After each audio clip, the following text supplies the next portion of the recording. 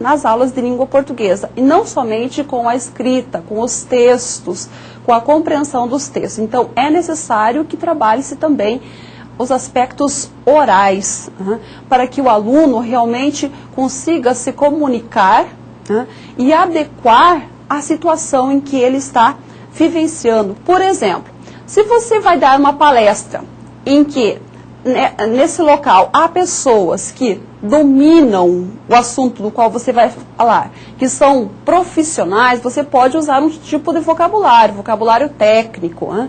Agora, se você souber que há leigos entre as pessoas que estão presentes, você não pode utilizar o vocabulário técnico. Precisa adequar a linguagem à situação. Então, é importante o aluno também perceber isso, que ele precisa adequar a linguagem, dependendo da situação, do seu interlocutor. A valorização da língua oral é importante em diversas profissões. You're under oath, Barbara. A man's career, his reputation, his life is on the line. This is not a joke. A baleia é considerada um animal em extinção. Corre risco de desaparecer a espécie dela no nosso planeta. Eu quero dividir com o Senado algumas reflexões sobre a crise financeira que atualmente o mundo atravessa. A negociação para liberar os reféns só deve ser retomada no início da tarde. Os índios querem a desapropriação da fazenda para a demarcação da terra. É a segunda vez que a tribo invade a propriedade. Os caciques ameaçam trazer grupos de outras aldeias para reforçar a ocupação. Falar de forma que seja possível a compreensão é um desafio para qualquer pessoa. Hoje a comunicação é vista como fundamental no processo de contato entre as pessoas, entre o homem, né? E a linguagem oral, no trabalho, se fazer compreendido em casa, é fundamental. Na área jornalística especificamente, o uso da linguagem oral é decisivo no processo de transmissão da informação, transmissão da mensagem que você se propõe a fazer. Em televisão especificamente, há aquela máxima, havia até algum tempo atrás a máxima de que uma imagem falava mais do que 1000 palavras. No entanto, hoje se sabe que 50% de uma informação em televisão é palavra, dita, escrita, lida por alguém, e 50% é imagem. Então, a linguagem oral, na minha profissão, e especificamente na função que eu exerço, de falar para uma pessoa na televisão uma informação, dar uma notícia, é fundamental, é prioritário que se saiba como usar a língua oral, a linguagem oral, como usar de forma a ser compreendido por quem está assistindo.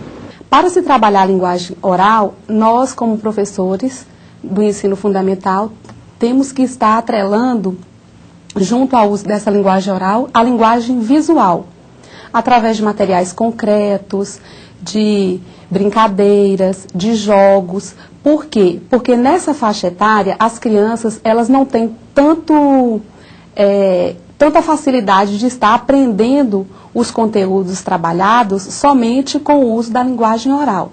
Então, é importante nessa fase estarmos proporcionando às nossas crianças um elo entre a linguagem oral e o material concreto.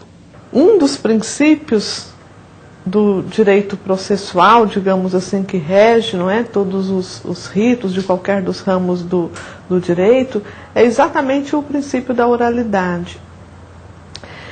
O advogado, não é, o operador do direito, não só o advogado, necessita da argumentação como um dos seus mais hábeis instrumentos de trabalho.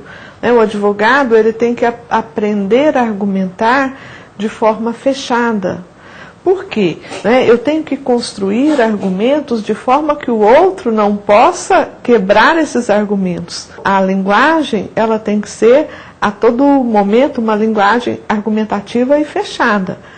Como também o próprio direito na sua construção escrita, não só oral, também essa argumentação se faz presente. É muito importante no direito a argumentação, tanto na parte oral, como também na escrita, a fundamentar aquilo que, por exemplo, o juiz está lá dando a sentença como provimento jurisdicional. Ele necessita da argumentação ali daquilo que ele está justificando, fazendo o seu relatório, para então depois decidir.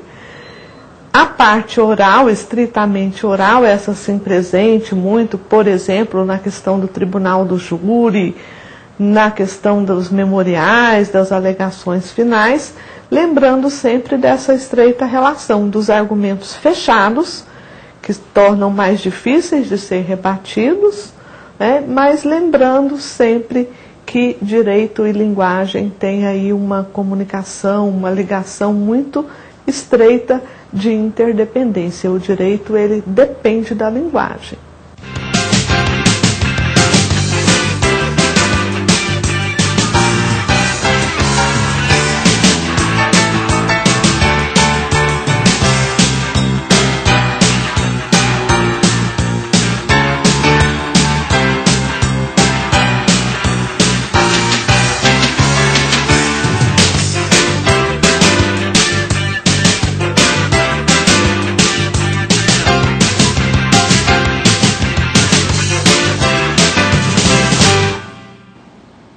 Então, pessoal, vocês viram aí as várias maneiras de se tratar a linguagem.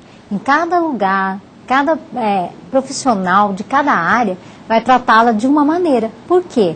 Porque é o que exige a sua profissão, né? Na sala de aula, a professora trabalha de uma maneira, o advogado fala de outra maneira dentro do escritório, e assim por diante, como foi bem explicitado ali, tá?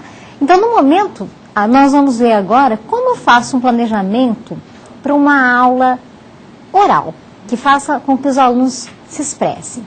Então, vamos dar uma olhadinha aí, como que a gente vai fazer. Olha lá, planejamento de atividade oral. O tema vai ser uma apresentação oral, depois eu vou explicar qual vai ser, né, a apresentação. Os objetivos: analisar os argumentos construídos pelos grupos. Primeira coisa que a gente vai ter que fazer é analisar o que os grupos vão falar, como eles vão argumentar, né? Então, cada grupo tem que ter uma articulação dentro dele, né? Então, cada um deve entender o que o outro está falando para falar em uma língua só. Então, nós temos que fazer esse tipo de análise primeiro, tá bom? Depois, nós vamos fazer o quê? Desenvolver a habilidade de escutar, interpretar e identificar as variações linguísticas. Então, nós temos que desenvolver essas habilidades que foram ditas aí, né? Para que nós possamos analisar melhor o texto do aluno. Bom, a proposta que eu vou colocar para vocês trabalharem em sala de aula é sobre um conto da Lígia Fagundes Esteves chamado Venha Ver o Pôr do Sol. Inclusive, ele está no AVA para vocês lerem na íntegra, né? Mas agora eu vou contá-lo assim rapidamente, para que eu possa propor a vocês esse tipo de atividade oral, que pode ser feita na sala de aula. Então, o conto fala de um casal que vai ter um encontro, eles já foram namorados, e eles estão separados há muito tempo. A moça já vai se casar com um milionário. E ele é pobre, né? Na época que ele era mais pobre ainda, eles namoravam. Ela era pobre também e ele, os dois namoravam. E esse rapaz, chamado Ricardo, marcou um encontro com a moça, chamada Raquel, num cemitério abandonado. Bom, qual foi o espanto dessa moça ao chegar no local marcado, né? Nossa, por que nesse lugar, Ricardo? Não tem um lugarzinho melhor para você me levar? Mais ou menos assim, né? E ele, olha, não, minha querida, é que aqui a gente tem privacidade, né?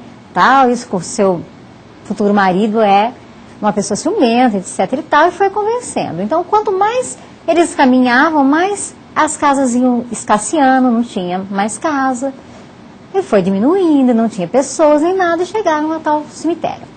Entrando nesse cemitério, ela quis saber, mas por que num lugar tão horroroso desses? Aí o Ricardo diz, olha, eu tenho uma história muito marcante nesse cemitério, a minha família está enterrada aqui. As pessoas que eu mais gostei da minha vida estão enterradas aqui. E eu quero que nós conversemos aqui, perto do jazigo deles.